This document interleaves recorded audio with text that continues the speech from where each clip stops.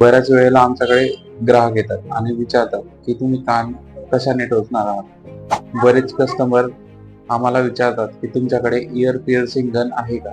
पण आपण नेहमी विचार केला पाहिजे की कोणती पद्धत वापरून आपल्याला फायदा होणार आहे. इयर पिअर्सिंग गनचे फायदे कोणते, तर फक्त फायदा एकच आहे, तो म्हणजे कमी वेळात कान टोचला जातो. म्हणजे त्रास, ज्या मोठ्या प्रमाणात जो होणारा त्रास आहे तो नाही होत.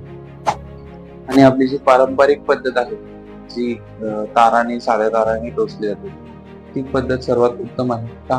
कारण जो आपला तार असतो तो चांदीचा असतो किंवा सोन्याचा असतो. आणि जी इयर पिअर्सिंग गनमध्ये जे स्क्रू असतात कान टोचण्याचे, ते साधारण मेटलचे असतात. त्यामुळे काय होतं काय, की कान पिसळू शकतो किंवा कानामध्ये पू होऊ शकतो, जिथे आपण छिद्र केलंय तिथे.